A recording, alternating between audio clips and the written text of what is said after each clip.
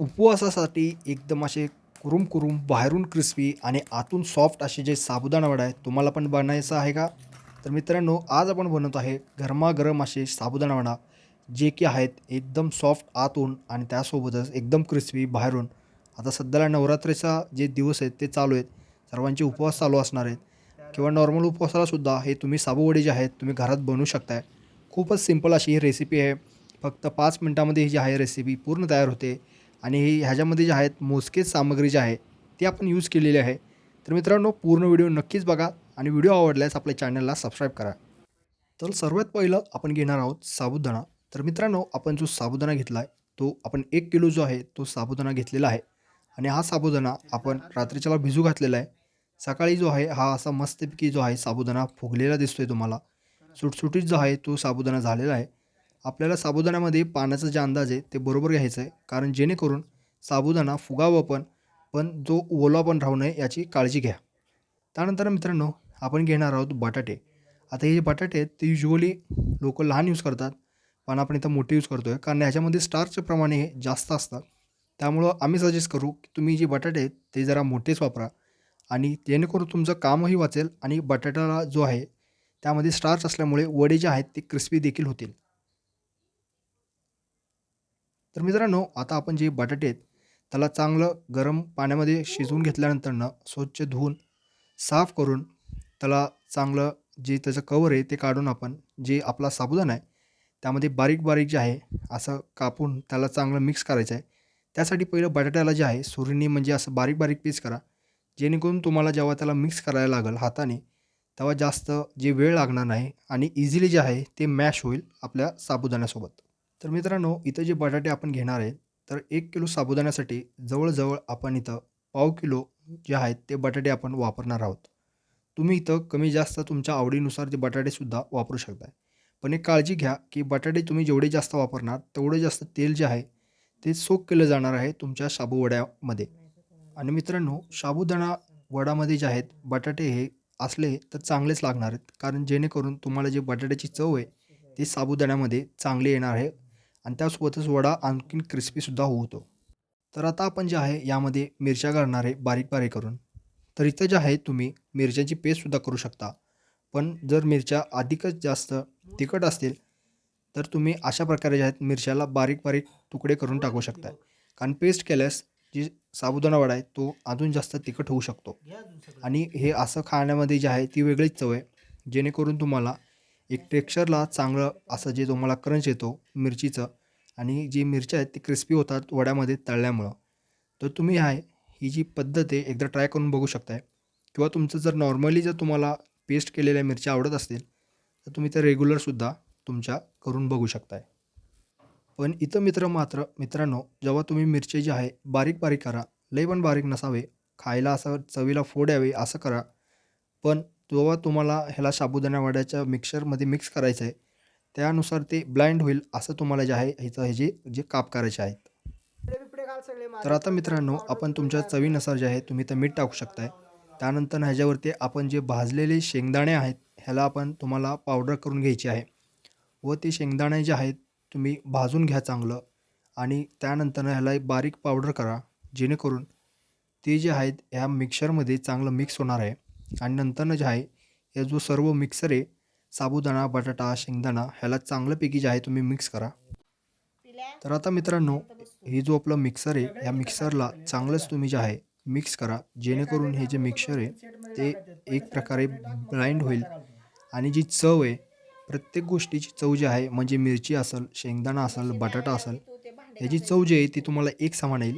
ना की एका साईडला मिरची, एका साईडला बटाटा किंवा एका साईडला शेंगाचं कूट.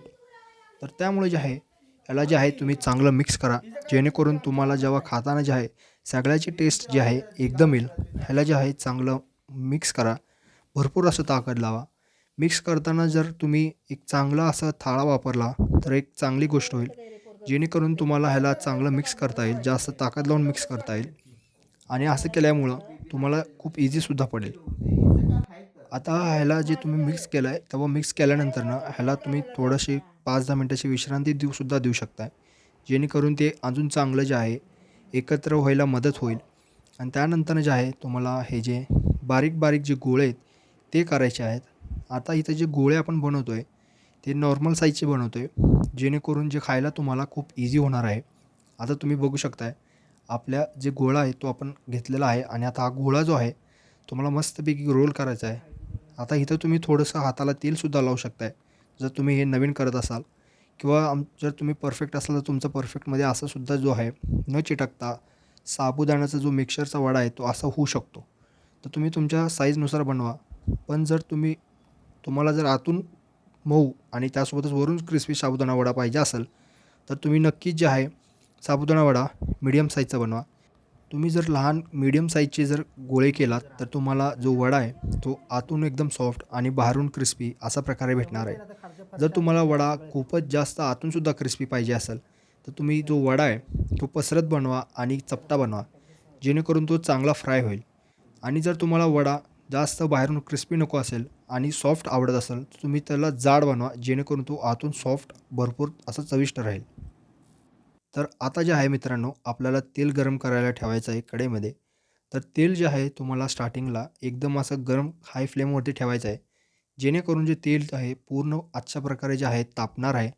त्यानंतर जसं आपल्याला लागेल तळताना तसं आपण त्याला कंट्रोल करणार आहोत. तर आता जे आहे मित्रांनो तुम्ही बघू शकताय आपला वडा जो आहे आपण आतमध्ये तळण्यासाठी घेतलेला आहे आणि हळूहळू करून मित्रांनो तुम्हाला साबुदाणा वडा आतमध्ये सोडायचा आहे. तर मित्रांनो इथं नक्की काळजी घ्या, तेल खूप जास्त तापलेलं असणार आहे आणि ते तुम्हाला काही जास्त इजा होणार नाही ह्याची काळजी घेऊनच तुम्ही जे आहे तुमचे साबुदाणा वडे जे आहेत आतमध्ये सोडायचे आहेत. तर तुम्ही इथं जे आहे ते काळजी घेतली पाहिजे की जे तुमचे साबुदाणा वडे आहेत ते जास्त न टाकावे, जेणेकरून तेलाचं टेम्परेचर आहे ते खाली न जायला पाहिजे आणि इक्वली फ्राय व्हायला पाहिजे. तर त्यासाठी जे आहे शक्यतो साबुदाणा वडा तो तेलामध्ये असं एक प्रकारे बुडलेले असावे सगळे, म्हणजे त्यानुसार तुम्ही जे साबुदाणा वडा आहे त्या आतमध्ये सोडा.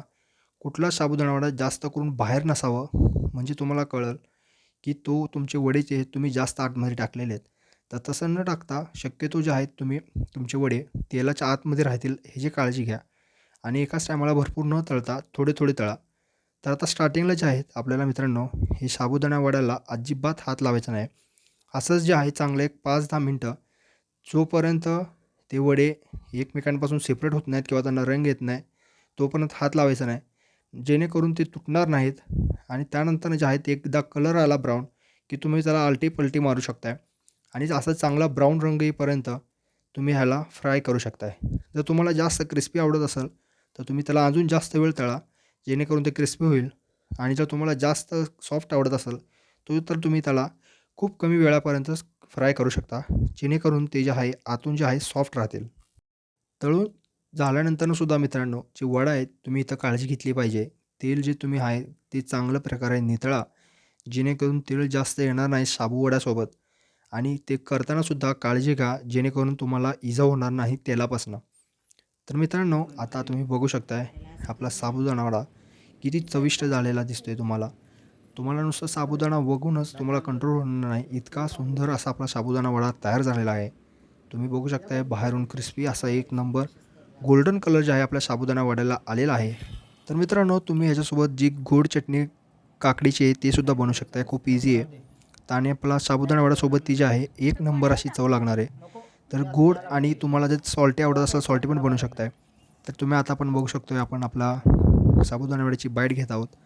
तर आपला वडा जो आहे आतून एकदम सॉफ्ट असणार आहे आणि बाहेरून एकदम क्रिस्पी बघू शकता तुम्ही. तुम्ही बघा किती एक नंबर असा आपला जो साबुदाणा वडा आहे तो झालेला आहे तयार. आता जे आहे आपण आपला जो कोशिंबीर झालेली आहे ह्याची एकदम अशी एक चांगली सुंदर बाईट घेणार आहोत आणि ह्याचा आपण स्वाद घेणार आहोत. तर तुम्ही नक्की हे डिशेस मित्रांनो तुमच्या घरी बनवा. उपवासासाठी ही साबुदाणा वडा एक नंबर आहे. आणि हा व्हिडिओ तुम्हाला कसा वाटला आम्हाला कॉमेंट करून सांगा. असेच चांगले इंटरेस्टिंग रेसिपीसाठी आपल्या चॅनलला सबस्क्राईब करा, व्हिडिओला लाईक करा. भेटूया पुढच्या व्हिडिओमध्ये. जय हिंद.